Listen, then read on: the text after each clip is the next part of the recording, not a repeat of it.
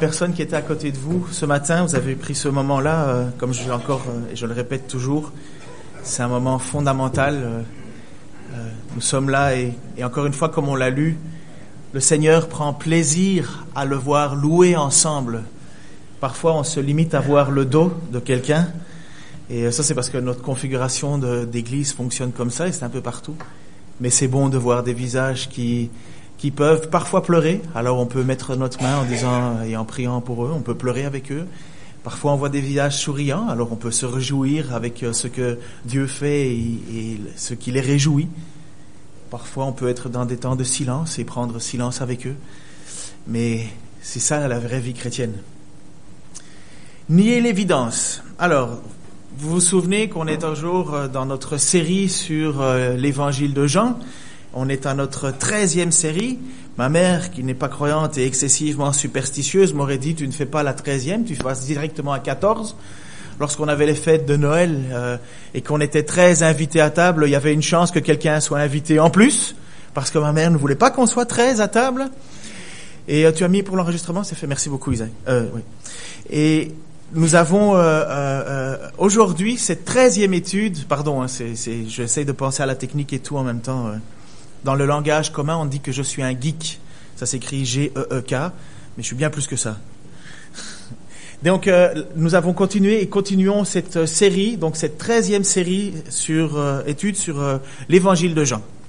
La dernière fois que je vous ai prêché là-dessus, enseigné sur ce passage, on était au moment où il y avait eu cet homme qui avait été guéri miraculeusement de cette paralysie qui le tenait depuis un certain temps. Et je vous avais expliqué qu'on était dans un contexte à l'époque de superstition où les gens attendaient que de l'eau boue dans une piscine pour aller se jeter dedans. Je vous avais expliqué que ce texte avait été au fur et à mesure de l'histoire embelli. Et que, en relisant vos notes de bas de page ou quand vous voyez des crochets dans vos Bibles, vous pouviez voir que cette explication de l'ange du Seigneur qui déposait son pied sur l'eau n'était pas dans les premiers manuscrits, mais qui existait vraiment l'eau qui bouillait. Alors, est-ce que c'était un problème de canalisation? Je vous ai expliqué qu'il y a des endroits où il existe encore aujourd'hui des sources d'eau qui remontent, ça donne comme un petit lac, puis après ça, au bout de la journée, ça se revide, et ainsi de suite. Et parce qu'il y avait ce phénomène qui se passait à cet endroit-là, alors certains pensent qu'il y avait comme un peu de soufre dans l'eau, ça faisait que ça apaisait quelques douleurs. Et vous le savez, la France est connue pour ses bains thermales. Et encore aujourd'hui, on y va tous pour des choses qui peuvent être vraies et aussi des choses qui le sont moins. Il y a aussi Lourdes. Vous savez très bien que des gens se déplacent encore aujourd'hui à Lourdes parce que ils sont convaincus que cette eau va faire quelque chose d'extraordinaire. Je me souviens que ma grand-mère avait un petit flacon avec de l'eau dedans et quel scandale parce que je l'avais ouvert et vidé. Mais moi, je ne savais pas tout ça. Je ne savais pas que c'était de l'eau particulière. Enfin bref. Et donc Jésus vient de faire ce miracle.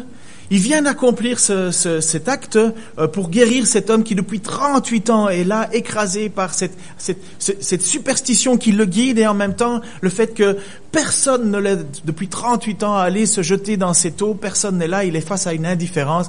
Jésus lui pose simplement cette question, veux-tu être guéri? Cet homme évidemment dit oui, puis Jésus lui dit, lève-toi, prends ta natte et marche. Mais parce que Jésus a fait ça un jour de sabbat, qui est un jour où on prend pour louer Dieu, pour glorifier Dieu, le représentant spirituel et l'ordre spirituel à l'époque disait « C'est un scandale, tu as osé faire ça un jour de sabbat. Qui es-tu pour pouvoir faire ça et enfreindre les règles de notre Dieu ?»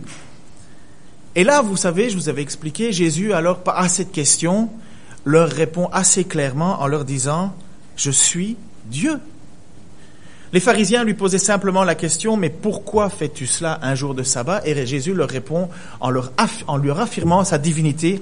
Il va leur dire, je reçois l'honneur de Dieu. Il va dire, je suis l'égal de Dieu. Il va dire, je suis Dieu. Il va dire, je guéris comme Dieu. Il va dire qu'il pardonne comme Dieu. Et il va dire qu'il ressuscite comme Dieu le fait. Jésus affirme à ces gens qui viennent le voir et pour lui demander qui tu es, Jésus leur dit, je suis Dieu.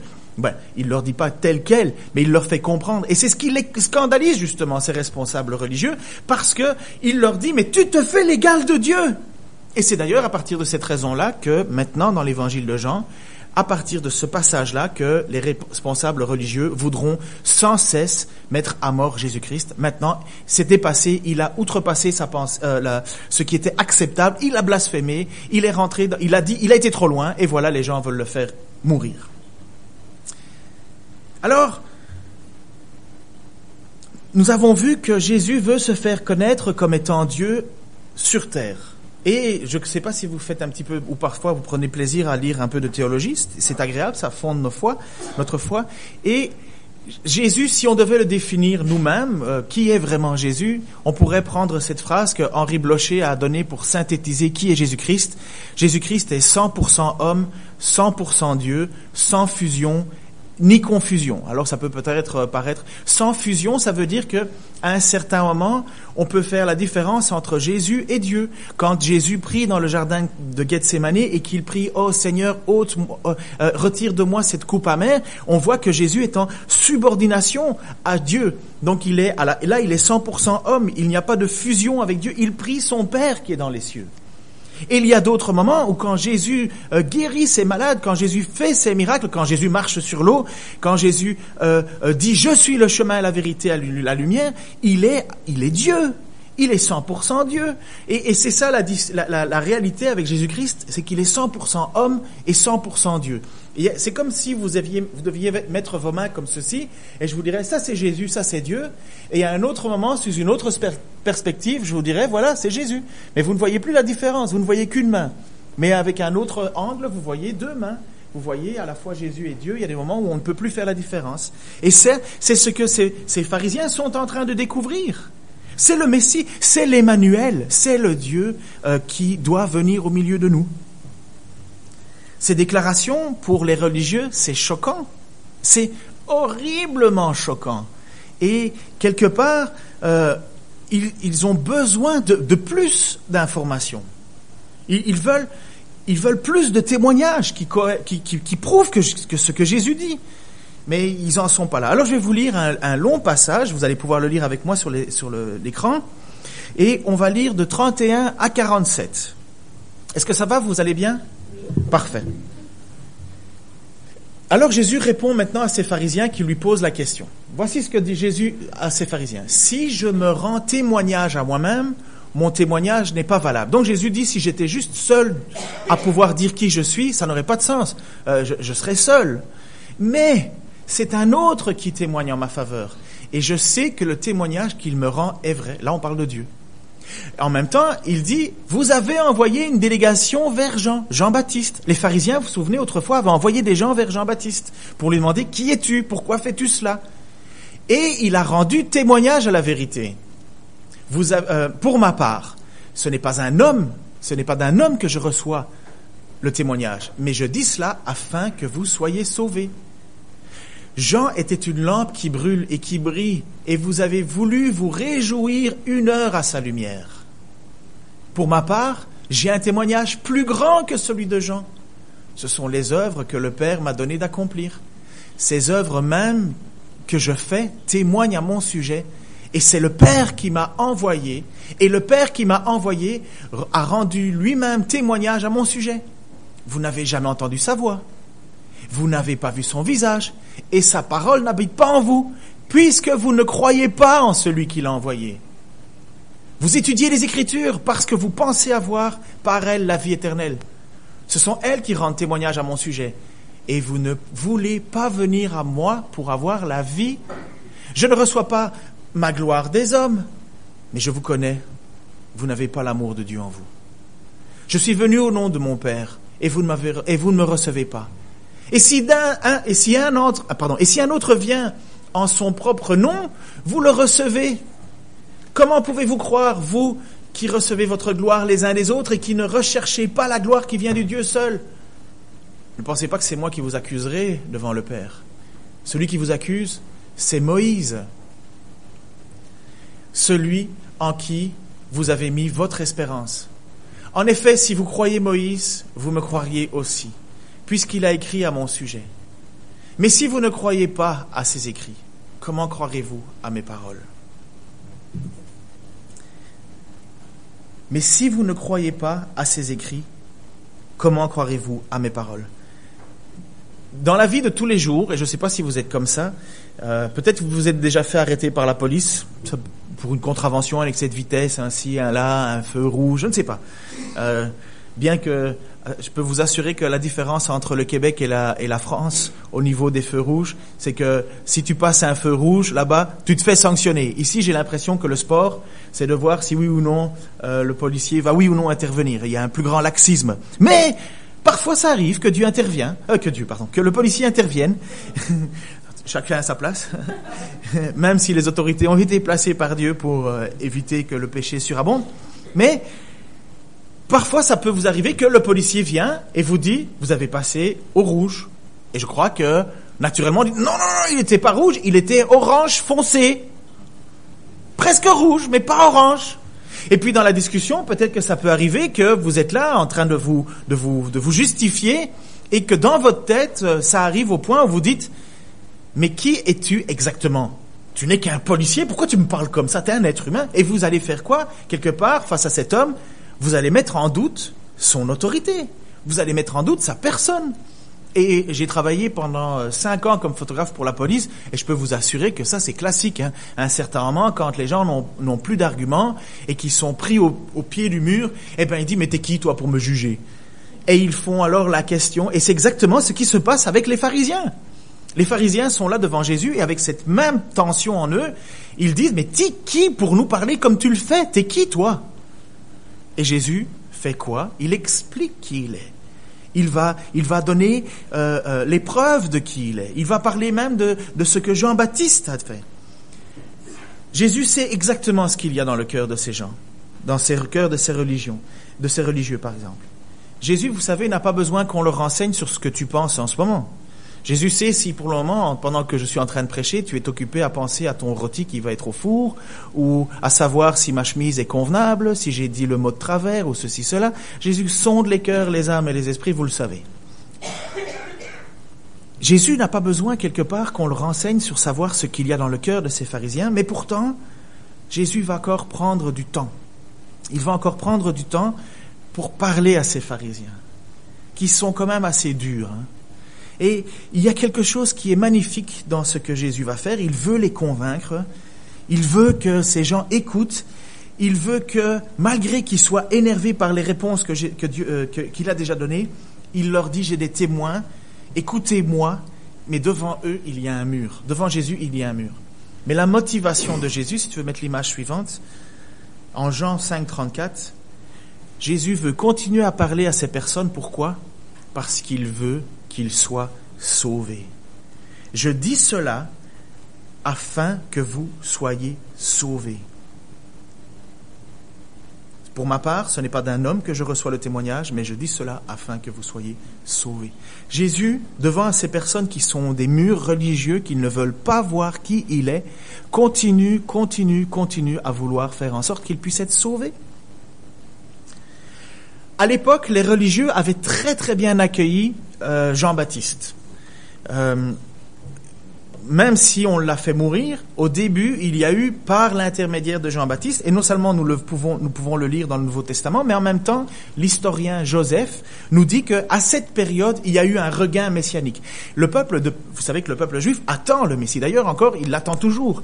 Nous croyons que c'est Jésus-Christ. Mais à cette époque-là, avec l'arrivée de Jean-Baptiste, avec le contexte d'oppression, avec le fait que le peuple était sous l'emprise, sous la domination des Romains, le fait qu'il y avait de plus en plus de dégradation morale dans l'ensemble, le peuple aspirait à ce fameux Messie. Et quand Jean-Baptiste est arrivé et qu'il a commencé à baptiser, et qu'il y a eu cet émoi, mais les gens étaient heureux de savoir que le Messie allait arriver. Et d'ailleurs, c'est ce qui s'est passé lorsque ils allaient voir Jean-Baptiste. Et Jean-Baptiste, alors, ils ont pensé que ces pharisiens pensaient qu'il était le Messie. Voici le texte dans Jean 1, 19, et que nous avons déjà vu. Voici le témoignage de Jean-Baptiste. Lorsque les Juifs envoyèrent de Jérusalem des sacrificateurs et des Lévites pour lui demander, toi, qui es-tu? Il déclara, et ne lit à point, il déclara qu'il n'était pas le Christ. Le Christ, c'est le Messie, celui qui devait être envoyé. Christ, c'est simplement la version grecque de Messie, Meshaïa en hébreu. Et ils lui demandèrent, qui es-tu donc? Es-tu Élie? Et il dit, je ne le suis pas, parce qu'il y avait aussi cette tradition que les gens attendaient l'Élie. Et Jésus a même défini que Jean-Baptiste était l'Élie. Mais ça, c'est un autre sujet. Il dit, je ne le suis pas.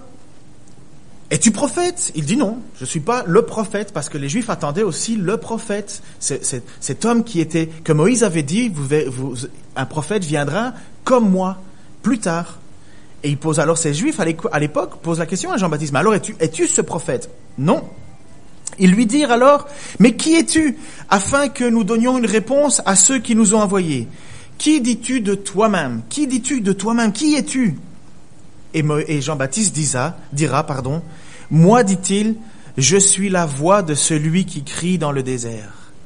Aplanissez le chemin du Seigneur, comme a dit Ésaïe, le prophète.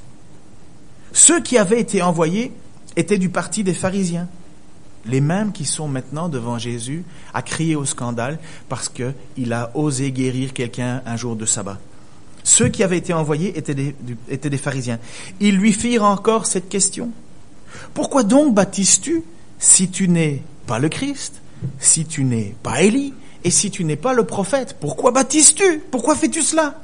Et Jean leur répondit, moi je baptise d'eau, mais au milieu de vous, déjà maintenant, il y a quelqu'un que vous ne connaissez pas, qui vient après moi, et je ne suis pas digne de délier la courroie de ses souliers.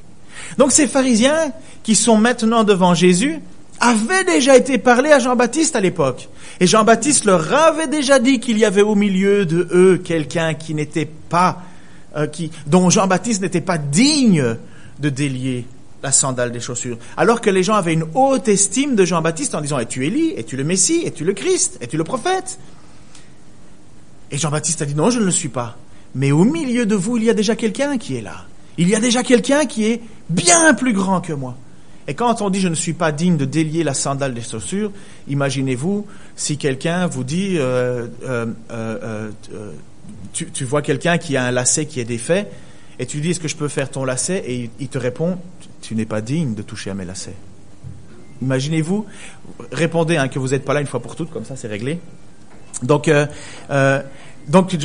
Jean-Baptiste est là et il dit « moi, face à cet homme si grand qui est au milieu de vous et qui est là, je ne suis même pas digne de délier ses lacets. » Donc les pharisiens savent qu'au milieu du peuple, il y a quelqu'un.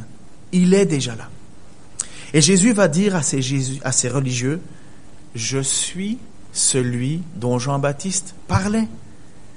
Je suis celui qui faisait votre réjouissance. Vous étiez heureux d'entendre que le Messie arrivait. Je suis lui. Je suis celui qui faisait votre joie espérée. Je suis celui en qui vous avez mis vos espoirs, le Messie. » Et Jésus leur dit, le témoignage de Jean-Baptiste, c'est bien. Mais j'ai encore plus grand que Jean-Baptiste comme témoignage. Les signes que je fais, je les fais pour prouver que c'est bien Dieu qui m'envoie. Et c'est exactement ce que Nicodème, vous connaissez ce passage, cette phrase classique et bonne de Jésus qui dit, de Nicodème, de Jésus qui répond à Nicodème, car Dieu a tant aimé le monde qu'il a donné son Fils. Mais Nicodème, qui était un pharisien lui-même, est allé vers Jésus et il cherchait à savoir et il dit, Rabbi, tu es un maître parce que personne ne peut faire ses œuvres si Dieu n'est pas avec lui. Donc, quand Jésus parle à ces pharisiens, il leur dit, mais croyez au moins par les œuvres que je fais. Et c'était exactement ce qui était déclaré dans les Écritures et qui allait arriver.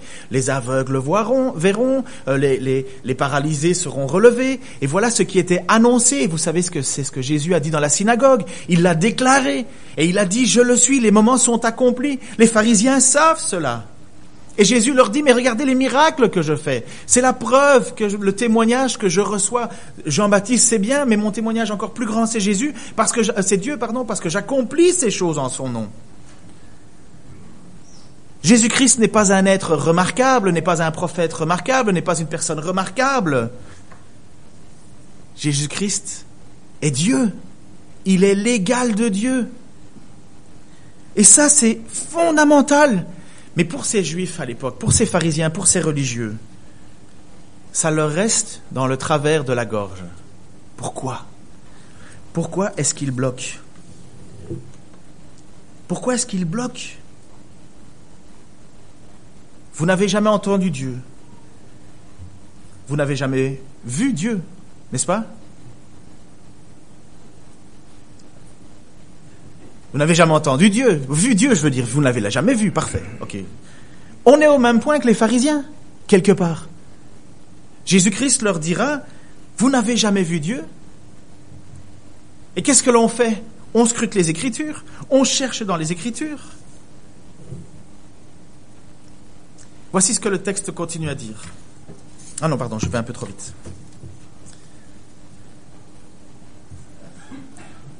Jésus va parler et va leur dire, je suis devant vous.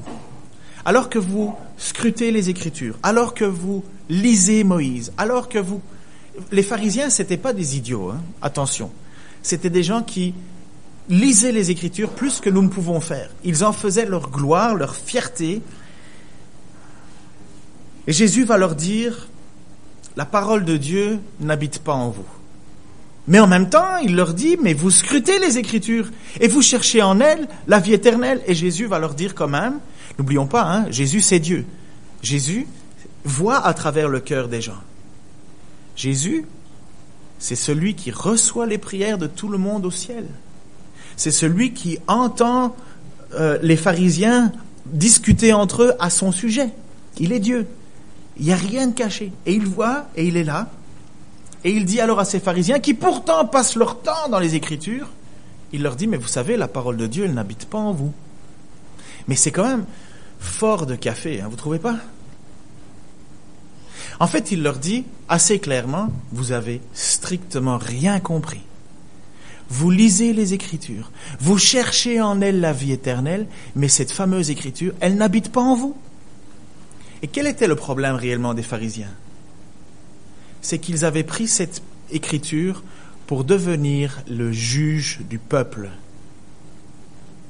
Et ils étaient constamment en train de scruter ce qui était la loi et pas la loi, non pas pour se l'appliquer à eux-mêmes, non pas pour que la parole habite en eux, mais pour juger les autres.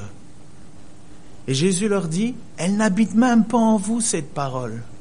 N'oublions pas que tout cela a commencé parce que ces fameux pharisiens ont dit, il ne plaît pas à Dieu que tu fasses en sorte que quelqu'un prenne sa natte et marche. Il ne plaît pas à Dieu que tu accomplisses un miracle un jour de sabbat. C'est ça l'idée.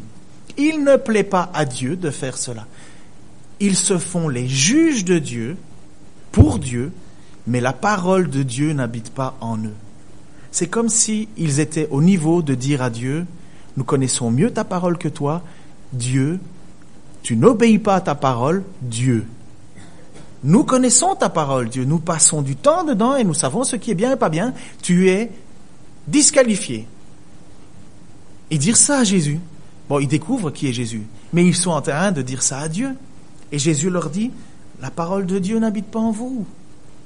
Et pourtant, toute leur vie, ils la consacrent à ça. Jésus est Dieu fait homme. Il est devant eux et ils ne veulent pas l'entendre. Ils ne veulent pas le comprendre. Ils ne veulent ni entendre le témoignage de Jean-Baptiste. Ils ne veulent ni entendre et voir à travers les miracles qui est Jésus. Ils ne veulent rien. Il n'y a rien qui les convainc. Ils s'entêtent volontairement, continuellement. Et pourquoi? Pourquoi? Et la réponse de Jésus est sans appel. Verset 5, 42. Mais je vous connais, vous n'avez pas l'amour de Dieu en vous. La raison pour laquelle ces gens sont incapables de reconnaître qui est Jésus, la raison pour laquelle ils sont incapables de voir que ce Messie est devant eux, alors que c'est leur sujet de leur espérance. Lorsque ils ont été vers Jean-Baptiste, ils étaient heureux de savoir qu'il arrivait. Et maintenant, Jésus est devant eux, qui accomplit des miracles, qui dispense une grâce. Ils sont incapables de le reconnaître. Pourquoi? Parce que la parole de Dieu n'habite pas en eux. Et Jésus lui-même, Dieu lui-même leur dit, mais en réalité, l'amour de Dieu n'est même pas en vous. Et ça, je trouve ça quand même vachement, très très fort de café. Ça, c'est café turc minimum. Vous savez, connaissez les cafés turcs là? C'est celui où tu mets ta cuillère dedans et la cuillère bouge pas.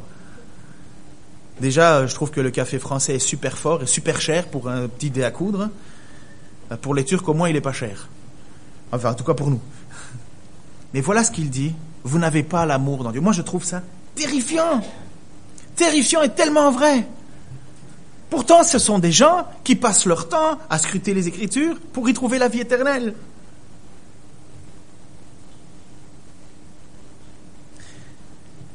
Si vous étiez vraiment amoureux de Dieu, vous seriez heureux de qui je suis. Vous seriez heureux de me voir. C'est ce que Jésus a dit quelques jours avant à la Samaritaine. Si tu savais qui te demande de l'eau, c'est toi qui lui en donnerais.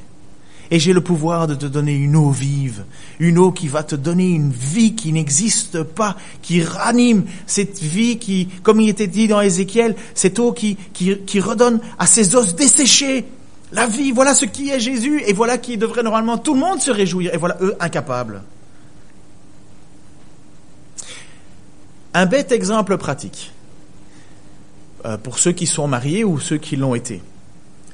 Moi, si je dis à ma femme, chérie, je t'aime, et que ma femme me regarde droit dans les yeux et qu'elle me dit, Ken, je te connais, tu ne m'aimes pas.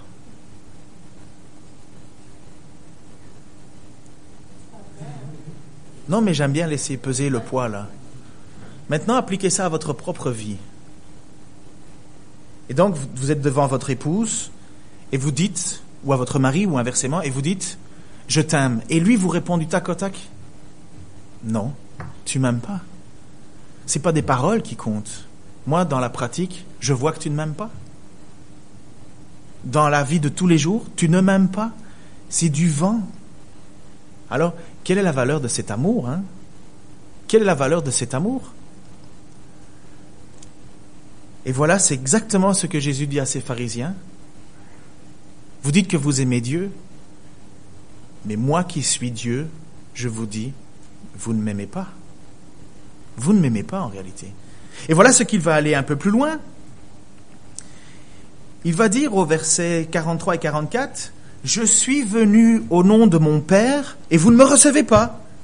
Mais si un autre vient en son propre nom, lui vous le recevez. Comment pouvez-vous croire, vous qui recevez votre gloire les uns des autres et qui ne recherchez pas la gloire de Dieu seul ?»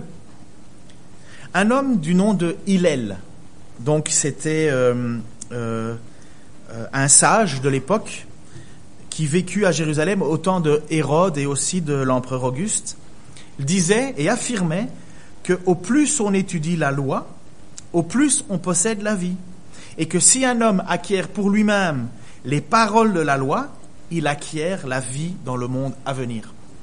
Donc je répète, je transcris. Hillel, un homme sage de l'époque de cet homme-là, de cette période un de ces pharisiens, je dirais presque. Il disait et il affirmait que au plus tu étudies la loi, au plus tu étudies l'écriture, et donc ce que Jésus leur dit, vous scrutez sans arrêt l'écriture, vous la scrutez. Au plus tu étudies la loi, disait-il, au plus tu as de la connaissance et tu emmagasines de cette parole, au plus tu acquiers la vie dans le monde à venir. Donc il pensait que au plus tu étudiais les écritures, que tu les emmagasinais, au plus tu étais sauvé. Le problème, c'est que ces écritures parlent de Jésus, et quand Jésus est là, ils ne le reconnaissent pas. Et c'est ce que Jésus va leur dire.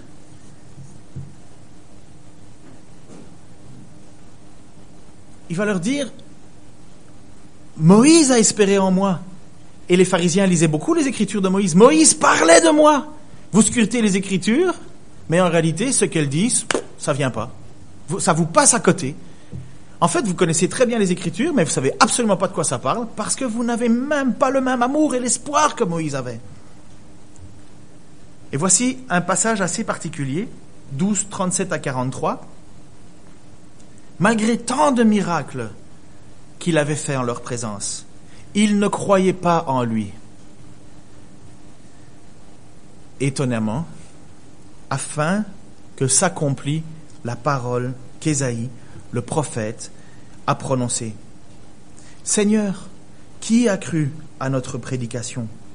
Et à qui le bras du Seigneur a-t-il été révélé? Aussi, ne pouvaient-ils croire parce que Ésaïe en dit encore.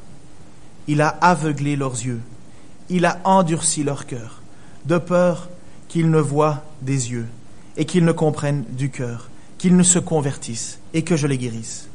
Ésaïe dit ces choses lorsqu'il vit sa gloire et qu'il parla de lui. Cependant, même parmi les chefs, plusieurs crurent en lui, mais à cause des pharisiens, il n'en faisait pas l'aveu, car la crainte d'être exclus de la synagogue, par crainte d'être exclus de la synagogue, car ils aimèrent la gloire des hommes plus que la gloire de Dieu. Voilà ce que Jésus leur déclare. Lorsque quelqu'un vient à vous, de sa propre autorité, vous le recevez, vous vous frottez le dos les uns les autres, vous gargarisez de connaissances ou de pseudo-connaissances de la parole, vous montrez et vous voulez épater les autres que vous connaissez bien l'Écriture et vous aimez ça, vous vous encouragez les uns, vous brossez dans le sens du poil les uns les autres. Waouh! J'exagère, ma manière de le dire, mais c'était ce qui était dit. Quand vous recevez quelqu'un qui vient de son propre autorité, vous le recevez. Mais moi, vous me recevez pas. Moi, je fais des miracles, vous me recevez pas. Moi, je cite la parole, vous me recevez pas. Jean-Baptiste a parlé de moi, vous me recevez pas. Mais quand dans votre petit groupe, dans votre petit clan, et que les gens pensent comme vous, là, vous vous recevez. Et voilà ce qui tombe sur vous. Et voilà ce que Jésus déclare à ces pharisiens. Même au milieu de vous, il y a des gens qui croient que je suis le Messie. Mais même là encore, vous préférez recevoir des hommes la gloire. Vous préférez être dans votre petit club. Et vous passez à côté de la gloire de Dieu. Car ils aimèrent la gloire des hommes plus que la gloire de Dieu. C'est pourquoi Jésus peut dire à ces gens à un certain moment, vous n'avez pas d'amour pour Dieu. Vous scrutez les Écritures, mais en réalité, la seule chose que vous cherchez dans les Écritures, c'est à vous gargariser de connaissances. Mais cette connaissance, vous ne la connaissez même pas.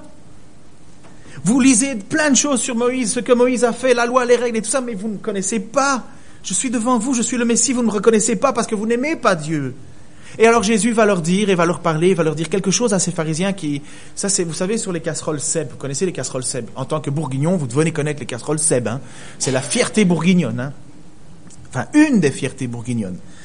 Et sur les casseroles Seb, à un certain moment, la fameuse cocotte, à un moment, quand ça bout trop, là, tu as le... Pshhh, ça souffle. Quand la pression monte, ça souffle et compagnie. Puis moi, j'ai comme cette image de ces pharisiens qui sont devant Jésus et qui sont là et qui reçoivent à un certain moment là, la dose. Et puis, la cocotte se met à tourner. Puis ça souffle. Et puis tellement qu'à mon avis, à un certain moment, ce qui ne peut pas arriver par une bonne cocotte, pas une copie, le petit truc sort, explose. Et moi, j'imagine à un certain moment qu'il dit cela à ces pharisiens en disant ceci, au chapitre 5, versets 45 et 47. Ne pensez pas que c'est moi qui vous accuserai devant le Père. Celui qui vous accuse, c'est Moïse. C'est Moïse en lui, en qui vous avez mis votre espérance. En effet, si vous croyez en Moïse, vous me croiriez aussi, puisqu'il a écrit à mon sujet. Mais si vous ne croyez pas ces écrits, comment croirez-vous mes paroles?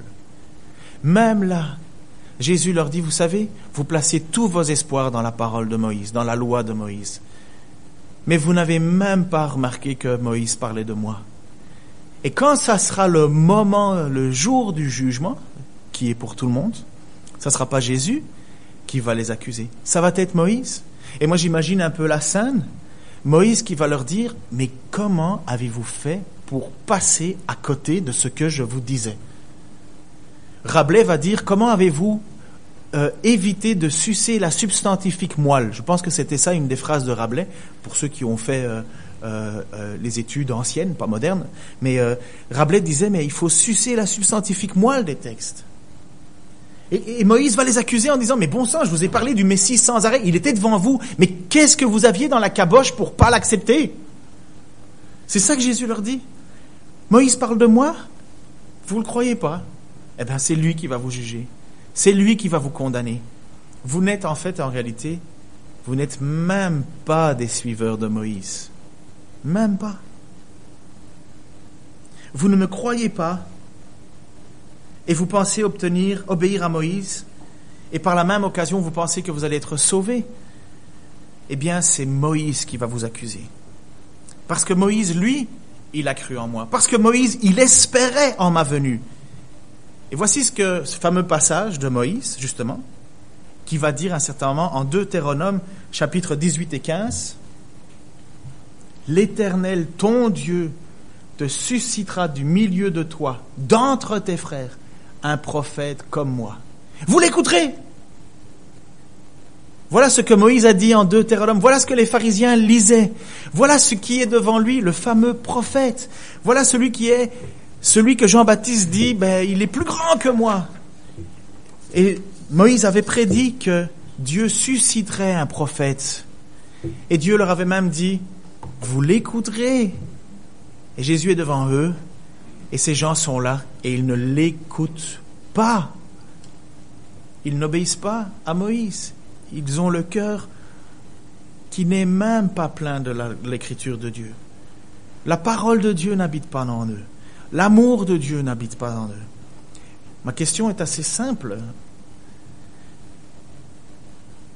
Est-ce que, lorsque l'on pense à Dieu, et nous devons faire à cela à chaque fois dans notre vie, avons-nous la certitude que Dieu nous aime? Et pourquoi? Parce qu'on lit la Bible, parce qu'on la connaît, parce qu'on la scrute? Non, c'est pas ça qui sauve. Qu'est-ce qu'on fait des analphabètes alors? Ce qui sauve, c'est d'avoir mis notre espoir en Jésus-Christ. C'est que quand Jésus, maintenant qu'on est maintenant à la suite, c'était le passage le plus théologique, je crois, les 11, 12 et 13 de ce qu'on a étudié. Mais à partir du verset suivant, et qu'on va lire des chapitres suivants, il va y avoir Jésus qui va faire la multiplication des pains. Après ça, un peu plus tard, il va annoncer sa mort, il va annoncer sa résurrection, il va tout annoncer. Mais si on n'en arrive pas à ce point-là, et n'oubliez pas, quand Jean écrit son évangile, tout ceci est écrit afin que vous croyiez que Jésus-Christ est le Fils de Dieu, et qu'en croyant, vous ayez la vie éternelle, que vous soyez sauvés, que le jour du jugement, où Dieu va vous regarder, il va vous dire pourquoi je te sauve, il va dire, vous pourrez dire, j'ai lu la Bible 3 fois par an, complet, à l'endroit, à l'envers, en grec même. Non! Parce que tu as mis ta confiance en moi. Parce que tu as cru en moi. Parce que tu étais convaincu que c'était seul moi le moyen. Et voilà ce qui va se passer le jour du jugement. Notre confiance, elle est placée, notre espoir est placé en Jésus-Christ. Et maintenant, tout ce que Jésus va accomplir dans l'évangile de Jean, ce n'est simplement que la confirmation de qui il est vraiment. Et de pourquoi nous pouvons lui faire confiance. Et de ce que nous pouvons lui demander. Et de comment nous devons vivre notre vie en tant que chrétiens. Voilà. Vous l'écouterez. Mon seul désir lorsque on fait, quand je fais des études bibliques avec vous, des prédications, et je crois que c'est le même souci pour la majorité des prédicateurs que je connais, ce n'est pas que vous augmentiez votre connaissance, dans le sens où on peut se dire je sais exactement les choses et je connais bien, et on peut se frotter le dos et parler de théologie indéfiniment et compagnie. Non. Et d'ailleurs, si vous voulez, c'est le moment de vous venir à l'étude de Philippiens, et Philippiens où l'apôtre Paul qui dit je prie pour que vous augmentiez votre connaissance de quoi? De l'amour de Dieu, afin que vous puissiez discerner ce qui est important. Et ma prière et mon désir, c'est cela pour chaque personne qui peut étudier la parole. Ce n'est pas être coincé derrière une écriture et utiliser ça pour juger les autres. C'est afin d'être libéré, de pouvoir dire Seigneur, j'ai compris. J'ai compris qui tu es. J'ai compris comment ça marche. J'ai compris que sans toi, je ne peux pas y arriver. J'ai compris que si tu ne payes pas le prix pour moi, je ne peux pas y arriver. J'ai compris que je ne peux pas m'accrocher à mes connaissances. J'ai compris qu'il faut que je meure pour pouvoir vivre. J'ai compris qu'il fallait que je mette ma confiance en toi. Et voilà, c'était peut-être le passage non, il y en a plein d'autres, mais peut-être le plus profond théologiquement sur qui est Jésus. Et maintenant, tout ce que l'on va étudier pour la suite de cette étude, de cet épître, doit être inspiré par la conviction que Jésus-Christ est le Messie, le Fils de Dieu. Pour beaucoup d'entre nous, c'est une évidence. Mais le doute arrive régulièrement dans nos vies. Le doute arrive. Et j'ai connu des gens qui étaient des chrétiens engagés, convaincus, et qui à un certain moment ont dit non, Jésus-Christ n'est pas le Fils de Dieu. Ils l'attendent encore. Ils ont douté. Alors, mettons notre confiance en lui. Ayons la certitude que nous pouvons avoir confiance dans le témoignage de Jean-Baptiste, dans le témoignage de l'évangéliste de Jean, le témoignage de tous ces chrétiens, de tous ces pères, le témoignage que Jésus-Christ est notre seul et unique sauveur et espoir pour ce monde. Et nous faisons cela jusque quand? Jusque quand il reviendra. Amen. Et après quoi? Il nous dira quoi? Allez, cette petite phrase que tout le monde a envie d'entendre. Viens, bon et fidèle serviteur, rentre dans la joie de ton maître. Alors Seigneur, c'est ma prière pour tout et chacun, pour moi en premier, Seigneur, que je ne perde pas l'objectif, que je ne me disperse pas, Seigneur, dans des connaissances qui m'éloigneraient de toi. Au contraire, Seigneur, veille sur mon cœur, veille sur mon âme, que ma connaissance de toi me rapproche de toi vraiment. Qu'elle me dénude, Seigneur. Tu dis que ta parole est une épée à double tranchant qui sépare entre la chair et les os, entre ce qui est vrai et pas vrai. Seigneur, je te prie de vivre notre vie constamment comme cela. Que cette parole nous amène à être pleinement pour toi. Seigneur, nous aurons un jour à juger le monde, mais comme toi tu l'as fait. Seigneur, pardon pour le nombre de personnes qui sont devant toi, qui connaissent ton écriture et qui sont malheureusement si loin de toi. Loin de toi parce qu'ils ne veulent pas t'obéir, loin de toi parce qu'ils ne veulent pas faire de toi le seul et unique Seigneur, loin de toi parce qu'ils aiment recevoir la gloire des hommes à la place de ta gloire. Continue à travailler dans nos vies, Seigneur, à être entiers et honnêtes pour toi. Seigneur, c'est vrai, nous ne sommes pas parfaits. Et combien de fois je dois demander pardon, Seigneur, pour des choses que j'ai faites ou que j'ai dites et qui n'étaient pas de toi. Oh Seigneur, continue, Seigneur, à faire cette œuvre en moi, jusqu'au jour où je serai délivré de ce corps mortel, où je serai délivré une fois pour toutes de toutes ces choses qui bien souvent m'empêchent d'être totalement pour toi. Seigneur, mais c'est mon désir de me sentir faible devant toi. Mon seul espoir, c'est toi. Ma seule espérance, c'est ce que tu as fait. Non pas ce que j'ai fait, mais ce que tu as fait. Et Seigneur, grave cette espérance dans tout et chacun ici. Illumine leur vie, Seigneur, de ta présence, afin qu'ils puissent être sel et lumière, Seigneur, autour d'eux. Que ta parole guérisse les blessures, que ta parole transforme, sauve, et que nous devenions, oui, Seigneur, des sources d'eau vives, de joie. Seigneur, tu es capable de faire tant de miracles. Tu es capable de faire tant de choses qui nous dépassent. Oh, comme on l'a dit, comme cela a été dit dans ta parole, Seigneur, y a-t-il quelque chose d'impossible à Dieu? Mais la première chose que nous voulons, Seigneur, c'est reconnaître qui tu es. Pas ce que tu es capable de faire, mais qui tu es.